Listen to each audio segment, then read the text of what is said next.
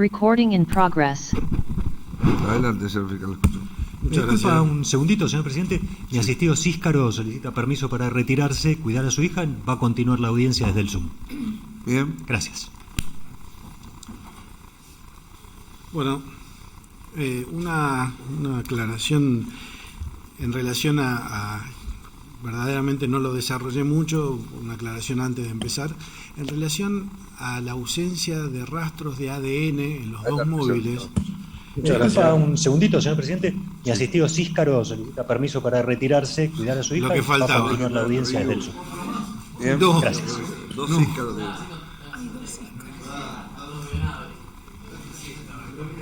Ya lo escuchamos, doctor Jesús. Y es en relación justamente al hecho de que la ausencia de rastros de ADN en los dos móviles, cuando hicieron la prueba de luminol por un lado y después de ADN sobre los rastros encontrados, que dieron negativo.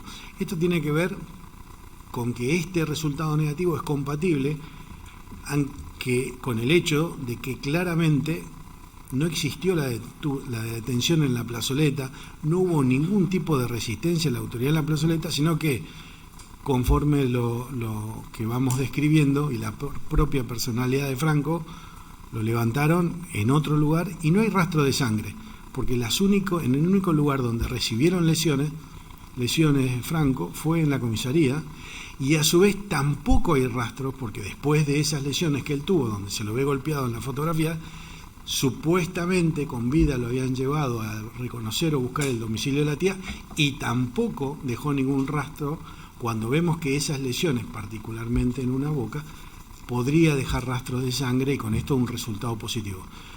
Por eso es que hago referencia en distintas oportunidades a que el resultado negativo de ADN de Franco Casco en el auto es compatible con la hipótesis que plantea la Fiscalía. Dicho esto, continúo. Actuaciones policiales controvertidas del día 7 de octubre y días subsiguientes. Como analizaremos en este punto, tengo por acreditado que, luego de los hechos ocurridos el 6 de octubre a la noche y 7 a la madrugada, se perdió todo rastro de Franco, precisamente en función de un accionar policial que impidió formalizar su búsqueda. Para ello, se instrumentó un procedimiento que presentaba una versión falsa de los hechos, con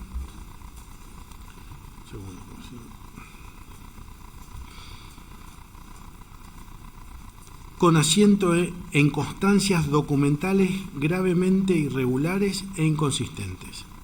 Ello prueba la intencionalidad de esconder y ocultar el verdadero estado de cosas y los motivos de la desaparición de Franco Ezequiel Casco, quien fue arrojado sin vida al río Paraná, en donde finalmente fue hallado su cuerpo. En este punto resulta prueba de cargo las actuaciones policiales en sí, en las cuales se plasmó una versión falsa de los hechos con el fin de justificar el paso de Franco por la comisaría y, en definitiva, para desaparecerlo, como se verá.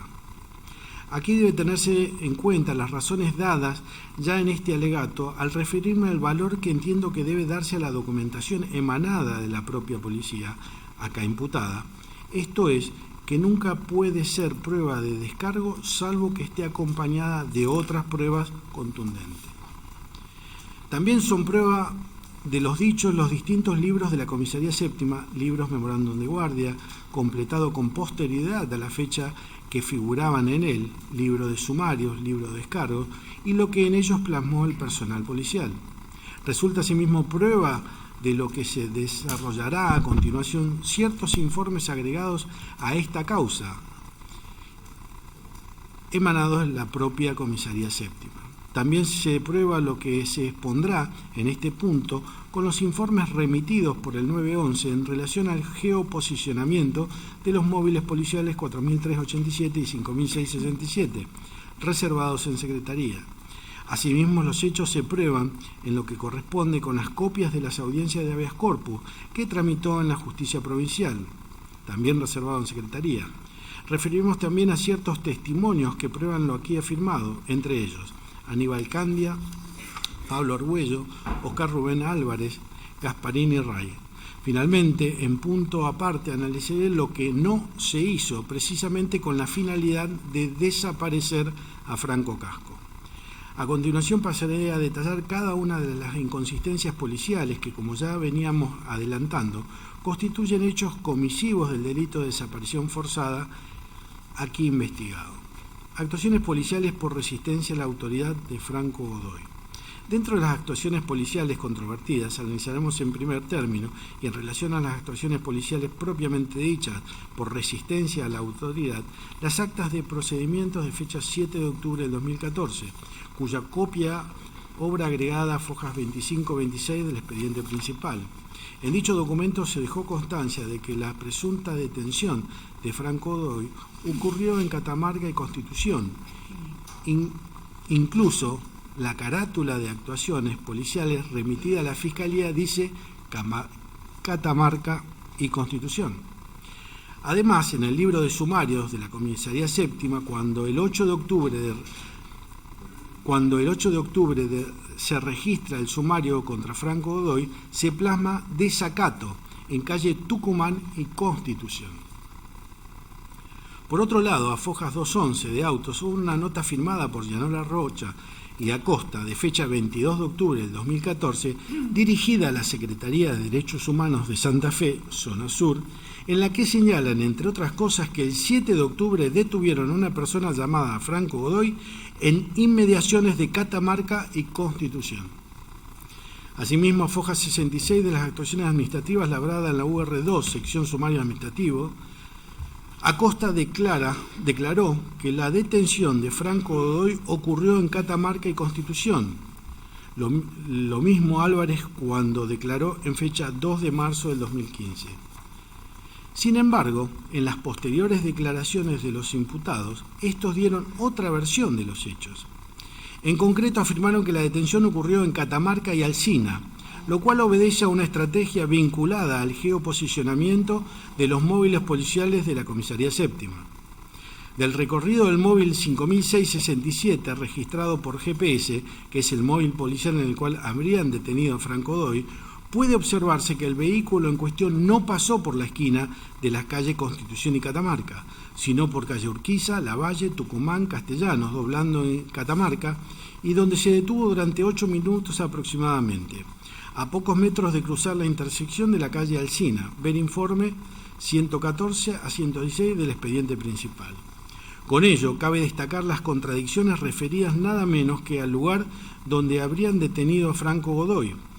Destáquese aquí que la zona era ampliamente conocida por los imputados, por lo cual no pueden alegar errores vinculados a las calles de la zona.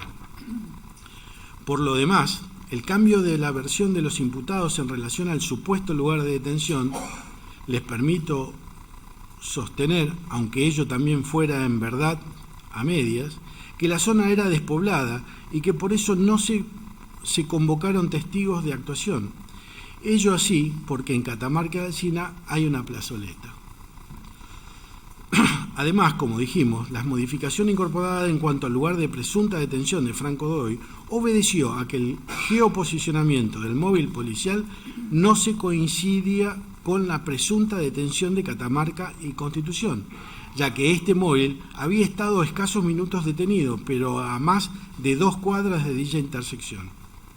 La nueva versión de los imputados en cuanto a que la detención ocurrió en cercanías de Catamarca y Alsina coincide sí con el geoposicionamiento del móvil policial 5667.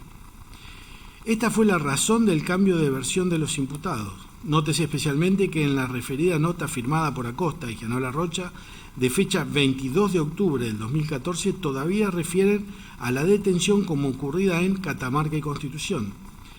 Las cosas se fueron armando sobre la marcha. Por lo demás, en el acta se dejó constancia de que no se convocaron testigos porque no se hallaron debido a que en el lugar era zona suburbana.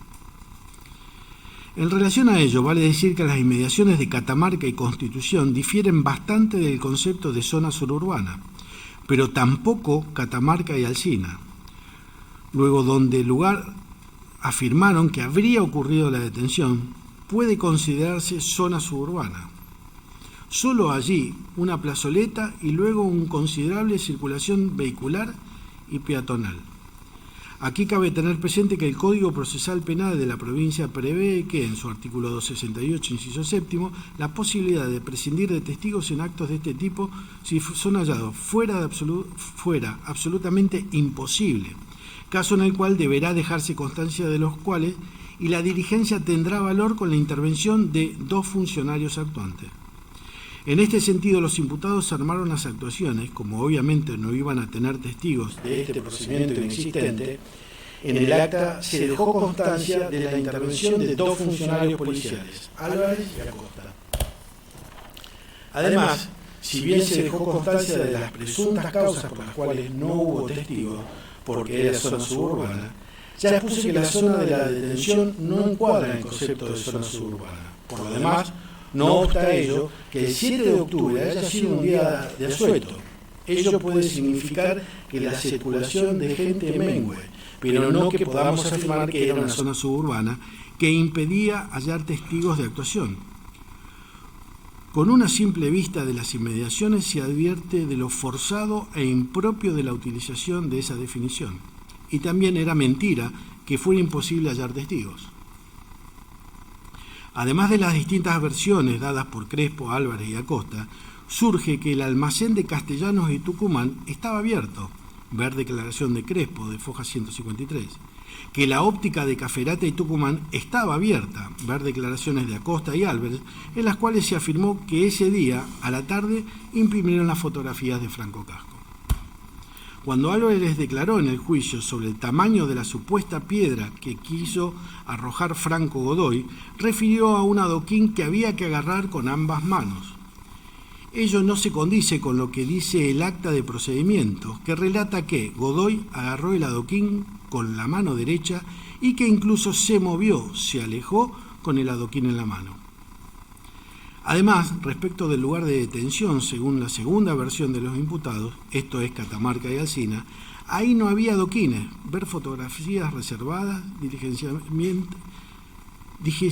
digitalmente en CJ3 sobre número 1 F Casco Franco Soquiel, en particular DSCO 1827 y DSCO 1838, DSCO 1891 y DSCO 1901.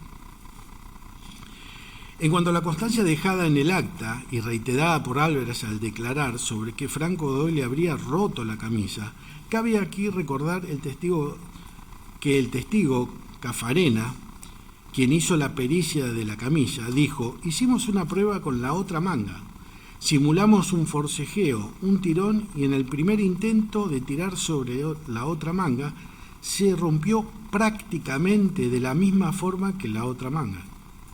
Se le preguntó, ¿simularon un forcejeo y el resultado fue ese? Contestó, respondió, claro. Recordemos también aquí que, tal como surge en el acta agregada a fojas 499-500 del expediente principal, el secuestro de la camisa, que supuestamente era prueba del delito de resistencia a la autoridad por parte de Franco Godoy, fue efectuado recién el día 20 de noviembre del 2014. Pero además, el subcomisario Álvarez manifestó que la prenda había sido lavada por su esposa, descuido que resulta al menos sospechoso para un policía con la trayectoria que tenía Álvarez en la fuerza de la policía. Claramente el imputado, como en otros casos, quiso pasar por otro error lo que no era. Pero no solo esto. A fojas 275-276 de las actuaciones administrativas labradas por la UR2, sección sumarios administrativos, Álvarez declaró en fecha 2 de marzo del 2015, y ahí dijo que ese 7 de octubre, cuando llenó la Rocha, él le hizo entrega del acta de detención de Franco Godoy y también del secuestro, consistente en el adoquín y la camisa, cuando sabemos que la camisa recién fue entregada el 20 de noviembre, tal como surge de las actuaciones referidas. Nuevamente encontramos contradicciones en el relato y probado la mendacidad del contenido de los documentos de la Comisaría Séptima.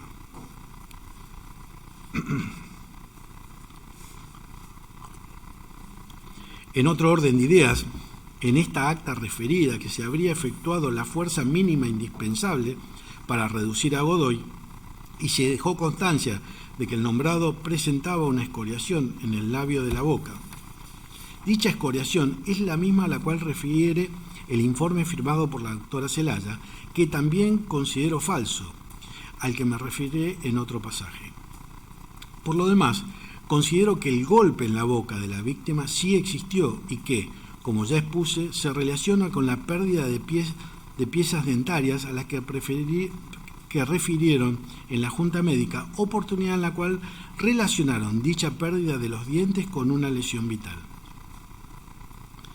Por último, vale decir que en el acta se dejó constancia de cómo estaba vestido Godoy: remera manga larga de color azul, pantalón de jean, zapatillas de color negro, todo lo cual coincide con las fotografías tomadas en la comisaría, y también con la ropa de Franco tenía puesta cuando se fue de lo de su tía. Con ello, considero que, como ya adelanté y como diré a continuación, las actuaciones policiales tenían parte de verdad y parte inventada.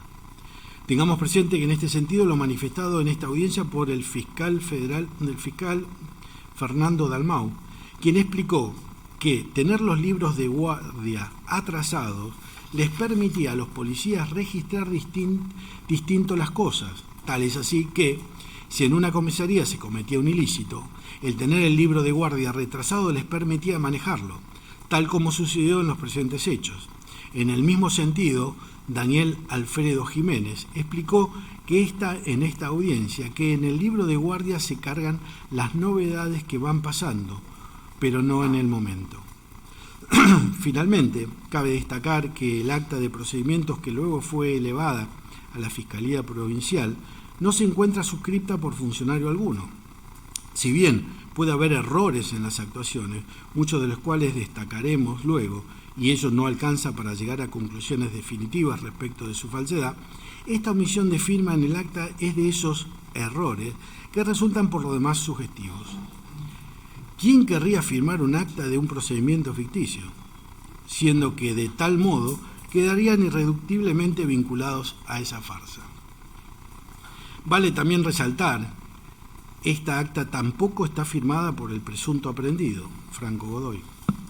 Recordemos que, al tomar vista en las audiencias de legajo por resistencia a la autoridad, el fiscal Apanovich resaltó dicha circunstancia al notar que el acta de procedimiento no se encontraba suscripta al pie por persona alguna.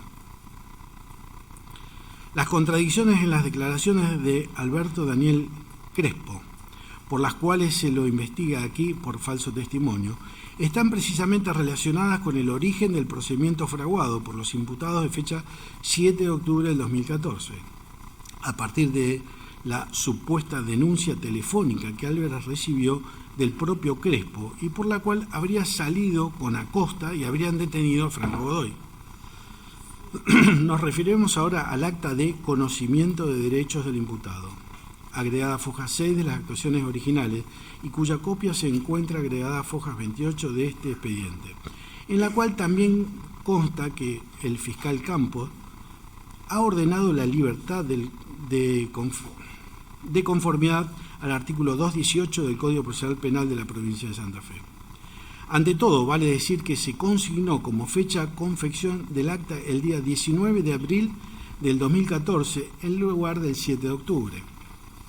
Luego, consta allí que la aprehensión de Franco Godoy se habría llevado a cabo a las 14:40 horas, lo cual difiere de la información resultante del acta de procedimiento, cuya copia está agregada a fojas 25-26 de este expediente, y del libro Memorándum de Guardia de la Comisaría, en donde se registró que la supuesta detención fue efectivamente a las 13 horas aproximadamente. Debo resaltar en este caso lo que podrían ser errores evidentes, pueden tener otra explicación y que tienen que ver con la mecánica de trabajo de la Comisaría Séptima. Y es que de esa forma cualquier necesidad de blanquear dicho procedimiento, esos errores evidentes podrían pasar por errores tipográficos cargados en otras actas. Y el objetivo era no quedar en evidencia que no se cumplían con los plazos máximos de detención o información al fiscal, pues como dijo Álvarez, los fiscales no atendían de madrugada. Por eso el horario de detención figura en el acta era un horario diurno, con tiempo para armar alguna actuación si blanqueaban la detención, donde sí figuraba el fiscal Campos de flagrancia, y cuando hubiera personal en la oficina de sumarios podrían adaptarlo. Tengamos en cuenta que a esa altura Franco estaba vivo, detenido, fruto de las cacerías de la Comisaría Séptima, a merced de los funcionarios y a la espera de qué harían o cuándo lo harían con Franco Casco. Recordemos también que estos procedimientos de cacerías eran los días feriados o asuetos o previos a ellos, más comunes en horas de la noche, y que en la cantidad y frecuencia que indicaron los detenidos no figuran registrados en ningún documento o libro secuestrado en la Comisaría Séptima. Ello solo para exhibir algunas de las contradicciones de estas actuaciones y que tenían un sentido, en este caso, armadas mientras decidían qué hacer con el detenido ilegalmente Franco Casco aún con vida. En otro orden de ideas, consta que en el acta fue labrada por el agente Esteban Daniel Silva, sin perjuicio de encontrarse suscrito al agente Guillermo Gisel. Aquí los imputados intentaron explicar que el agente Gisel fue quien firmó los papeles y no Silva, para poder mandarlos rápido a la Fiscalía. Nuevamente tenemos aquí, al igual que en el acta de procedimientos, una actuación importante, acta de lectura de derechos, donde también se deja constancia de que el fiscal habría ordenado la libertad de Franco Godoy, que no firmó o no quiso firmar, quien supuestamente la confeccionó. Aquí debemos señalar que el acta de libertad de Franco Casco es falsa. Por otra parte, aquí cobran gran importancia los testimonios prestados por diferentes policías, quienes sostuvieron que, en casos de flagrancia en los cuales se labraban esos sumarios tipo con lectura de derechos, al momento de otorgársele la libertad, el imputado firmaba en el libro de guardia. Además, en esta acta de lectura de derechos solo dice que el doctor Campos dispuso la libertad. No hay siquiera hora en la que habría recuperado la libertad. El imputado Álvarez, al declarar en juicio, intentó explicar estas inconsistencias y, sin embargo, reconoció que esa acta debería haber tenido el horario en el cual Godoy recuperó la libertad. La testigo Susana Carreño, quien prestó función en la Comisaría Séptima, manifestó que si la persona estaba procesada, la libertad se otorgaba a través de un acta, pero si era un demorado, firmaba el libro de guardia. La testigo Claudia Roxana Barberi Galván, también pertenecía a la Comisaría Séptima, dijo, ante una pregunta de la defensa sobre la forma en que se dejaba constancia de la libertad del detenido, eso queda en el libro de guardia. El detenido Darío Navarro contó que tuvo varios ingresos a la Comisaría Séptima y dijo que cuando te ibas en libertad firmabas el libro de guardia. Alteración de los datos de las fotografías tomadas por Franco Casco en la comisaría. En relación a las fotografías agregadas al sumario policial, tanto Franco Casco como los elementos secuestrados, cabe señalar que, si bien de dicho sumario surge que habría sido obtenidas con la cámara particular de la dependencia, ver constancia de foja 7 del legajo policial, cuando personal de asuntos internos se constituyó en la comisaría para secuestrar esa cámara, el subcomisario Álvarez manifestó que la foto había sido tomada con el celular de César Acosta, ver acta de fojas 271 a 272. Entonces, del dato de las fotografías de Casco fueron sacadas con el celular de Acosta, fue incorporado por el propio Álvarez en fecha 2 de noviembre del 2014. Este es otro elemento que aporta al armado de la versión de los hechos, puesto que Acosta estaba en la comisaría, al menos según los libros, el 7 de octubre durante el día y no hacía la noche, que es cuando realmente estuvo Franco allí. Cabe aquí decir que en el libro, el 7 de octubre durante el día y no así el 6 a la noche, que es cuando realmente Franco estuvo allí, según la versión de los imputados. Cabe aquí decir que en el libro de la comisaría no se dejó constancia ni del horario de la toma de fotografías a Franco Godoy ni el descargo realizado. Por el contrario, conforme surge del folio 170-171 del libro Memorándum de Guardia, número 15, en otro supuesto de detención de una persona, el personal de la comisaría dejó consignado en el margen de la transcripción del acta de procedimiento quién fue el encargado de tomar la foto para la instrucción del sumario. La omisión en el caso de Franco Godoy impide comprobar quién habría tomado esas fotografías, como así también el horario en que se habrían tomado. Esta inconsistencia, entre otras, es prueba del ocultamiento. Además, se explicará a continuación la manipulación del celular de Acosta en el curso de la investigación. En este sentido, cabe resumir la secuencia que permite saber el lapso en que el aparato estuvo en poder del imputado. El 2 de noviembre del 2014, casi un mes después de ocurridos los hechos en cuestión, se le secuestra por primera vez el celular a Acosta, foja 274. Luego de ellos, Asuntos Internos practica pericias sobre el celular para ver si se encuentra allí las fotografías de Casco y no están, fojas 364, 389. El 7 de noviembre del 2014 le devuelven el celular a Acosta, fojas 387.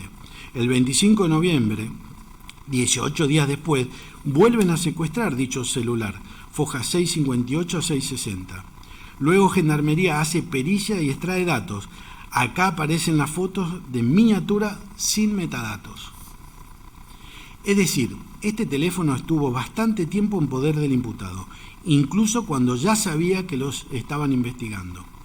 Además, la primera vez que se secuestró el celular, ni las fotografías originales ni las miniaturas de Franco fueron halladas allí.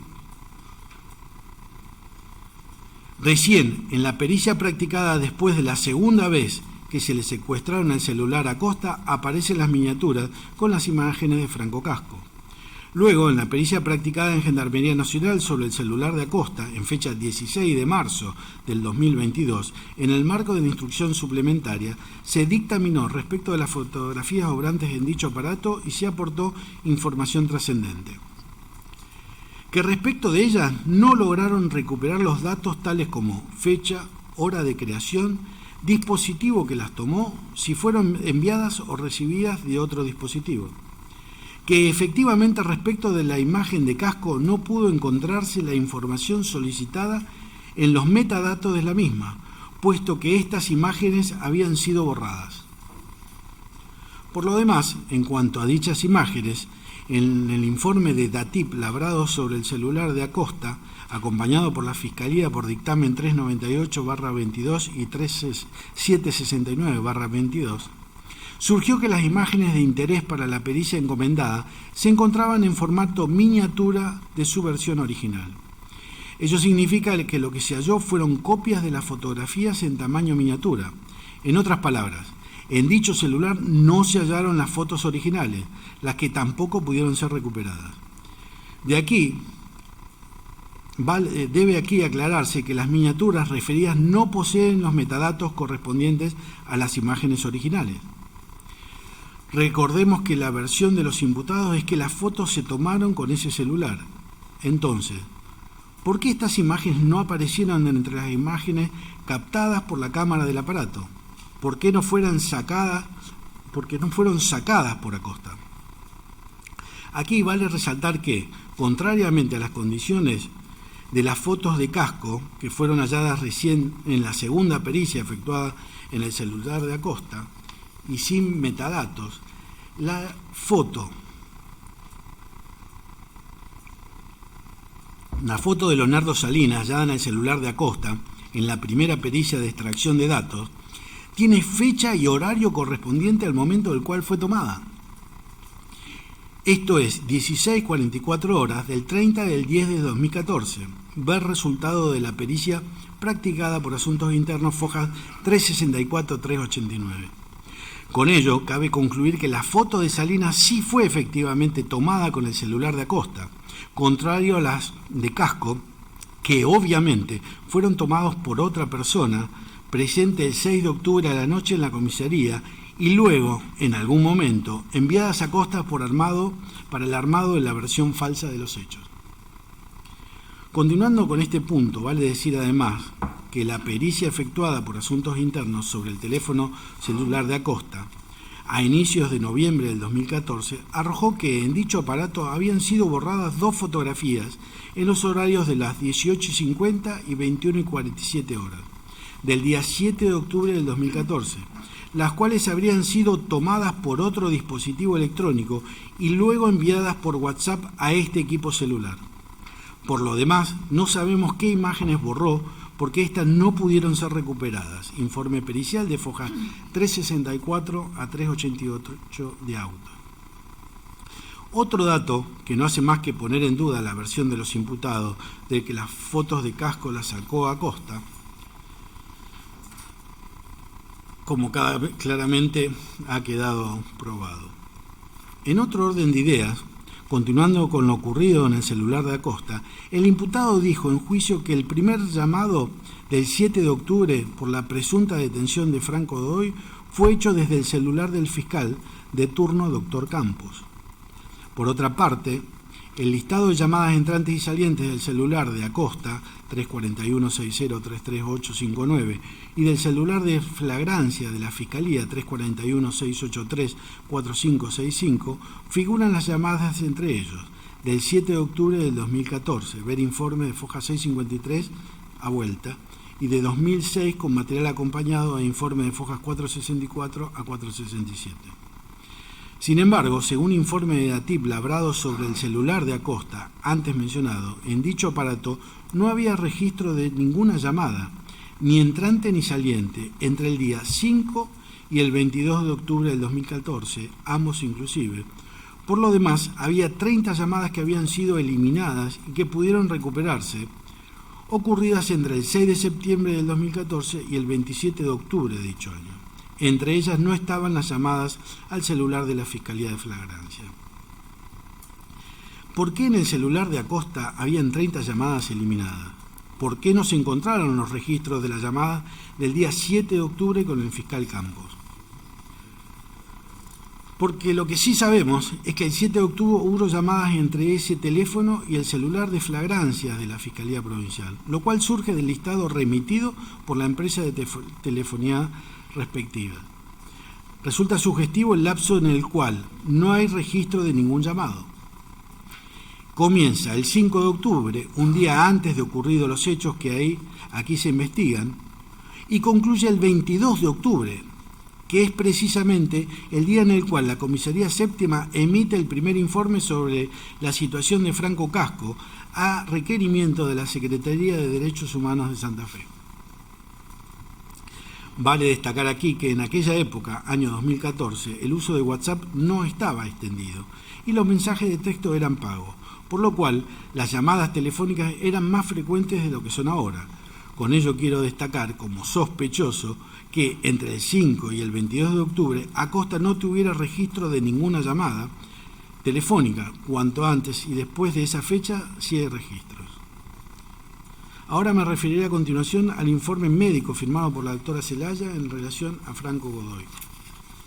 Según el libro Memorándum de Guardia número 15 de la Comisaría Séptima, el 7 de octubre del 2014 a las 16 horas se habría hecho presente la médica Celaya, quien diagnosticó la existencia de una escoriación en el labio izquierdo superior de Franco Godoy y señaló que se encontraba desorientado en tiempo y espacio, para luego retirarse.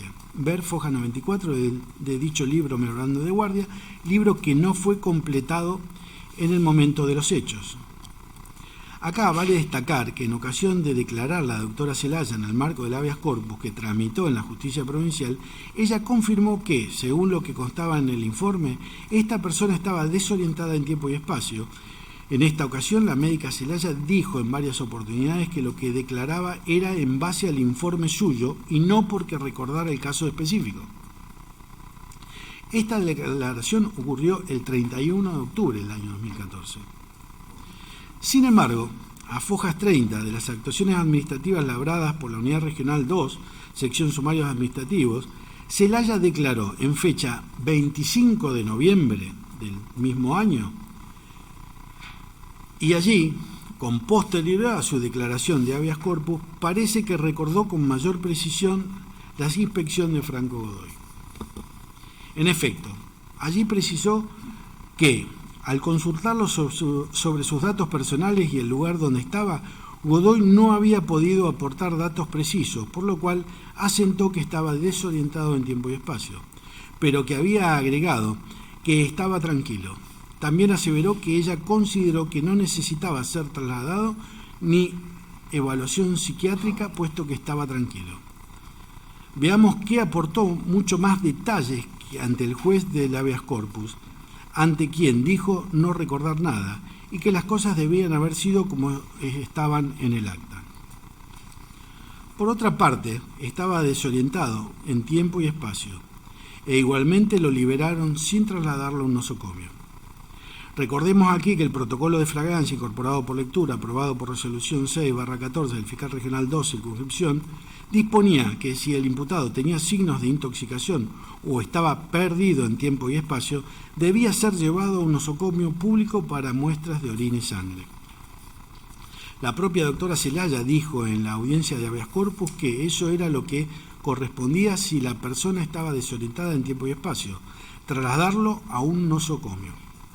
En ese sentido, el testigo Guillermo Apanovich dijo que, respecto de un detenido, si estaba desorientado en tiempo y espacio, él ordenaba que se lo mantuviera hasta que se tranquilizara, si era por ebriedad, por ejemplo, y si no, que se le traslade a un nosocomio. A Franco Casco no lo llevaron a un nosocomio porque Casco ya no estaba vivo a esa altura.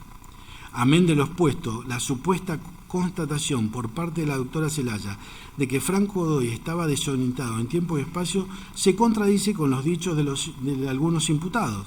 En tal sentido, Giselle manifestó que había hablado con Franco Godoy y que éste le había manifestado que sabía llegar al domicilio de su tía. En cuanto a la escoriación en el labio superior, volvamos a ver el patrón de decir parcialmente la verdad. Ello porque, tal como surge también de las fotografías de Franco Casco, este presentaba un golpe en el labio que, como ya se expuso en el desarrollo de este alegato, se vincula con la pérdida de 3 piezas dentarias. Pero ya dijimos y probamos que la escoriación del labio superior no fue el único golpe sufrido por Franco. En otro orden de ideas, el referido protocolo de flagrancia hablaba también de descripción corporal del imputado al momento de la revisión por el médico, y en nuestro caso, en el acta de la doctora Celaya, esto no menciona los tatuajes de Franco Godoy. Franco Casco, quien sabemos tenía al menos 2 tatuajes. Cabe preguntarnos si en la descripción del imputado no debió incluirse, siempre que fuera real que lo vio en persona, algo tan visible como sus tatuajes. Además, en el referido habeas corpus, cuando Celaya relató cómo era la revisión médica de rutina a los detenidos en comisarías, ella se especificó que hacía una revisión completa del cuerpo para verificar la existencia o no de lesiones, solicitándole incluso que se sacaran la ropa a tal fin. Claramente debió haber visto los tatuajes de Franco del cuello y del brazo. Debemos recordar aquí que el automóvil donde la doctora Celaya se trasladaba no poseía GPS, por lo cual la única prueba con la cual pretenden los acusados acreditar que la doctora estuvo en la comisaría séptima para revisar a Franco Godoy es el libro Memorándum de Guardia de la comisaría, labrado por los mismos imputados, como ya dijimos, con posterioridad al momento de los hechos y con sus propias declaraciones. También pretenden acreditar con el libro de médicos de medicina legal, cuya copia ahora agregada a Fojas 396 y que habría sido completada por la propia Celaya. En esas copias, Fojas 396, dice textualmente: C7 Godoy Franco, 1600 es labio superior desorientado E.TIE, signo de interrogación. Llama la atención el signo de pregunta al final de la frase. También con los dichos de Celaya que, como ya se expuso, no aportó ninguna información de trascendencia. Pero lo que resulta mayor trascendencia destacar es que las actuaciones policiales originales reservadas en Secretaría no se encuentran agregadas al acta del informe médico de Franco Godoy firmado por la doctora Celaya. Según las constancias de autos,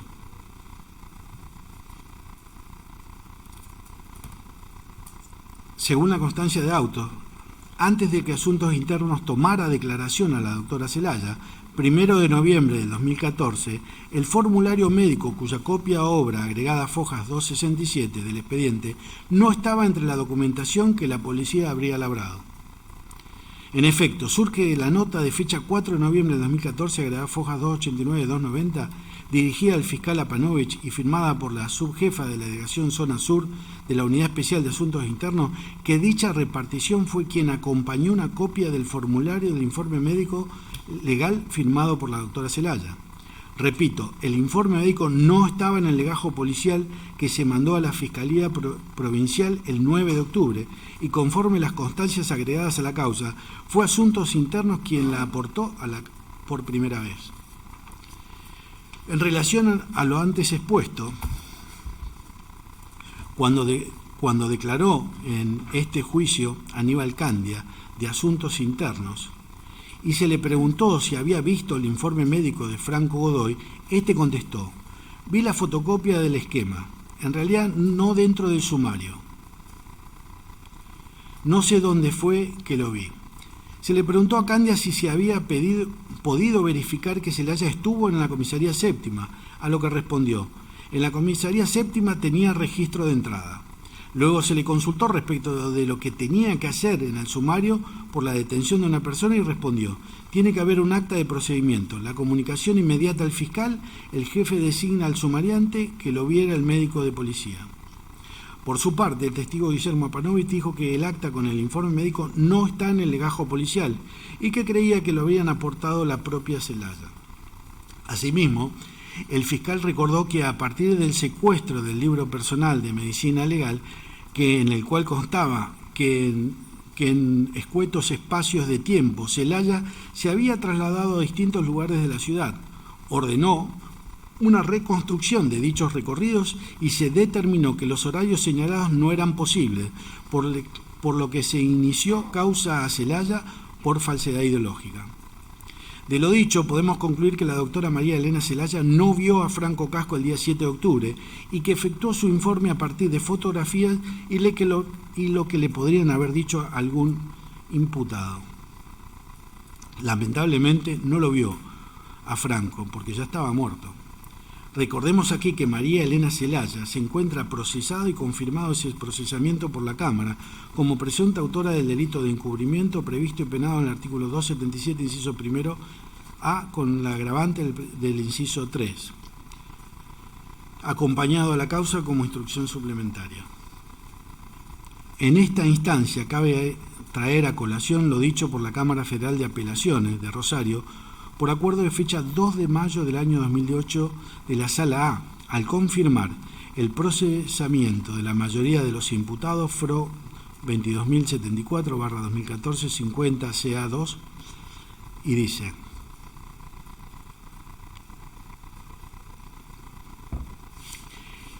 en suma, las anomalías detectadas, pasadas por el tamiz de la sana crítica y confrontadas de manera conjunta con el resto de la prueba, adquieren una significación que impide considerarlas simples errores materiales como pretenden las defensas. En cambio, revelan que el sumario prevencional fue urdido para justificar la presencia de Casco en la comisaría séptima. Ahora, inconsistencias del libro Memorándum de Guardia, número 15 de la comisaría séptima, referidas principalmente al 7 de octubre. Aquí vale reiterar lo expuesto en relación al valor que entiendo que debe darse a la documentación o constancias cuya confección corresponde al personal de la comisaría séptima. En este sentido considero que, por un lado, no puede ser prueba de descargo salvo que sí se complementa con otro medio de prueba irrefutable. Por otro lado, si bien contienen numerosos datos falaces, hay cierta información en esa documentación que permite reconstruir lo sucedido e incluso comparar su actuación en jornadas normales con su actuación en los días en que Franco Casco estuvo desaparecido. En cuanto a los contenidos falaces en el libro Memorándum de Guardia, dijo el testigo Argüello, cuando le preguntaron si, en el lugar de haber estado en la cuadra, el 6 de octubre a las 20 horas pudo haber estado en el pabellón 2. tal como consta en el libro Memorando de Guardia, y contestó: nunca dejaban anotado cuando yo me iba a la cuadra. Aquí cabe destacar ciertos elementos surgidos de la producción de la prueba en el presente juicio. Existía un borrador del libro Memorándum de Guardia, lo cual luego se asenta en el libro propiamente dicho, tal como dijo Gianola Rocha en el marco del habeas corpus celebrado en la provincia, y como dijo el testigo Lucas Medina, oficial de la policía, en audiencia del 8 de septiembre. Consecuentemente con ello, los asentamientos en el libro de guardia no se hacían en tiempo real. Ejemplo claro de ello es que cuando los controladores de comisaría se presentaban en la comisaría séptima, en horas de la madrugada, en muchos casos la firma de ellos constaba varias horas antes de asentada su concurrencia a la dependencia o en otros casos horas después. Tal como vimos, también se presentan en el libro Memorándum de Guardia omisiones de relevancia. Por ejemplo, entre las 21 y las 23:30 horas del 6 de octubre del 2014 ocurrieron en jurisdicción de la Comisaría Séptima 4 incidentes en los que la Central de Emergencias 911 dio intervención a dicha dependencia y en ninguno de dichos casos se asentó la constancia correspondiente en el libro Memorándum de Guardia. Respecto de lo antes dicho, los imputados Álvarez y Guerrero son coincidentes en cuanto a que algunas veces los movimientos del GPS de los autos no estaban en el libro Memorándum de Guardia y que a veces no se registran en el libro algunas salidas. La imputada Hernández dijo que las demoras en los asentamientos en el libro Memorándum de Guardia se debía a que, en algunos casos, transcribir un acta de procedimiento extensa le llevaba aproximadamente media hora. Esta pretendida explicación de la imputada no es más que un reconocimiento de que se demoraban los registros en el libro y que, de ese modo, existía el llamado momento de dominio policial para registrar lo más conveniente para los imputados. En cuanto a las anotaciones en el libro Memorándum de Guardia, precisamente el día 7 de octubre del 2014, cabe destacar lo siguiente. A las 12:15 horas se registró la salida del subcomisario Álvarez y el oficial Acosta en el móvil número 5667, ver folio 89. Según la versión de los imputados, esa salida obedeció al llamado de Crespo, quien habría denunciado que había visto a un joven intentando abrir las puertas de los domicilios. Sospechosamente no existe ningún número de referencia en el citado libro de guardia de la comisaría, ni constancia del llamado de teléfono de Crespo. Esta circunstancia no se condice con los registros obrantes en los libros de la Comisaría Séptima, en los que puede observarse la existencia de números de denuncias y registros de llamadas telefónicas efectuadas o recibidas, pudiéndose concluir que este era el funcionamiento habitual. Ello evidencia omisiones en la observación de las formalidades de estilo en el caso específico de la registración de las aprehensiones en este caso, de Casco Godoy. Ver como ejemplo registraciones de fojas 7, 11, 12, 68 y 71 del libro Memorando de Guardia número 15. Álvarez manifestó en sus declaraciones que, al asumir como jefe de la Comisaría Séptima, se comprometió a patrullar el barrio y varios testigos dijeron que acostumbraba a hacerlo. Pero distinto es salir a detener a alguien. En este orden de ideas vale citar el reglamento de la Comisaría de Santa Fe, recibido por instrucción suplementaria acompañado por esta Fiscalía del Tribunal, el cual enumera en su artículo 7 las funciones del jefe de la comisaría, entre las cuales se prevé recorrer la jurisdicción, artículo 7, inciso F, dirigir procedimientos que revistan importancia, artículo 7, inciso A. Claramente la denuncia de un vecino porque había un joven que presuntamente estaba intentando ingresar a domicilios particulares no encuadra ni en recorridos de la jurisdicción ni en procedimientos de importancia. Álvarez intentó justificar su salida ante el llamado de Crespo y explicó que el resto del personal estaba almorzando temprano porque luego había que preparar para las visitas de presos. Pero conforme el libro Memorándum de Guardia, a las 13 horas del día 7 de octubre habría al menos 8 personas presentes, cumpliendo funciones en esa comisaría: Benítez, Greiner, Murúa, Guerrero, Gisel, Acosta, Álvarez, Contino y Saucedo. No encuentra justificativo que el jefe haya salido a detener a Godoy. Además, Acosta dijo que en su indagatoria, en juicio, que el único caso en el cual participó junto con el jefe de la comisaría en un procedimiento iniciado por el llamado telefónico fue ese día, 7 de octubre del 2014. El único caso fue el de que supuestamente detuvieron a Franco Godoy. A las 13:15 horas se deja constancia del regreso de los agentes mencionados en el punto anterior, trasladando al llamado Godoy Franco a 22 S barra calle número 2, número 3735, Buenos Aires, DNI 37530-992, F/N 22/07/92, hijo de Godoy Elsa, procediendo a labrar el acta a los fines legales. Se amplía, ver foja 89. En el margen dice M/5667, demorado ML Díaz. En cuanto al domicilio, allí consignado, realizaré ciertas consideraciones por separado más adelante. En otro orden de ideas, respecto de esa anotación al margen, en la constancia de las 13:15 horas, dijo Álvarez, en su indagatoria, fojas 3829/3834 vueltas, que el ML Díaz significa consulta de medicina legal, recibe consulta el empleado Díaz. Pero esa anotación tiene hora 13:15 horas y que, según la testigo Lorena Díaz, cuyo testimonio fue incorporado, la consulta fue recién a las 15:15. A las 14:45 horas se puso en conocimiento, a las 15:45 horas se puso en conocimiento de la realización de una comunicación telefónica con el Hospital Agudo Ávila para averiguar si el detenido se había escapado de dicha institución, constatando que allí informaron que el detenido no era paciente del lugar. En relación a este punto es llamativo que no consta quién atendió el llamado en el Agudo Ávila, ni fue consignado el número del oficio respectivo, lo cual sí ocurrió en otras constancias asentadas en el libro Memorándum de Guardia, sobre las llamadas al hospital de mención, en las que se asienta un número de oficio, así como quién es la persona que los atiende. Al mismo tiempo, se informa a la agrupación Unidades de Orden Público, cuando el informe del hospital resulta negativo, lugar con el cual tampoco se comunicaron en el caso de Franco Godoy.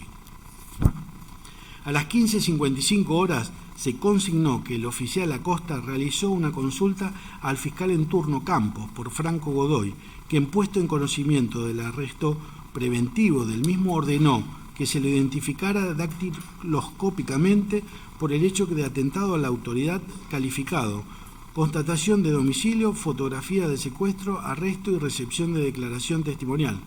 Ver fojas 91. El llamado al Agudo Ávila, y más precisamente el llamado al fiscal Campos, comenzó a ser el armado de todo, que incluyó un engaño al fiscal.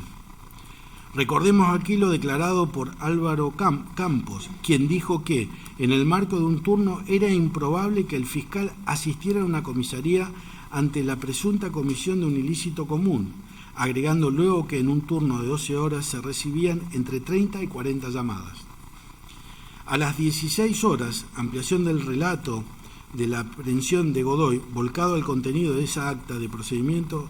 Esta acta no tiene número, ver folio 91-93. Este procedimiento no posee número de registro, ni surge tampoco que se haya solicitado a la Central 911 un número de procedimiento, con motivo de haberse detenido a una persona en la vía pública. Ello también es prueba del ocultamiento. En cuanto a la mecánica de dejar constancia del procedimiento en el supuesto horario de sucedido y luego poner que se amplía, es un claro mecanismo que permite acomodar las constancias del libro a la versión que iban resolviendo dar a los hechos. Además, en el marco del habeas corpus celebrado en la provincia de Llano La Rocha, como ya lo dijéramos, respecto del libro de guardia, primero se hacía un borrador y luego se asentaba en el libro propiamente dicho. Ello le dio margen para asentar las anotaciones acorde con su versión de los hechos ocurridos el día 7 de octubre. Aquí cabe destacar especialmente lo dicho por Fernando Dalmau, quien, como vimos, manifestó que desde asuntos internos se controlaba que las comisarías tuvieran los libros al día. En tal sentido explicó que, si dentro de una comisaría se cometía un ilícito, tener el libro de guardia retardado permitía, en palabras nuestras, establecer una coartada. Contó que eso se había detectado y que se había adulterado libros de guardia y por eso se hacían los controles. Iba a pedir un cuarto intermedio, señor presidente. Muchas gracias. Se agradece.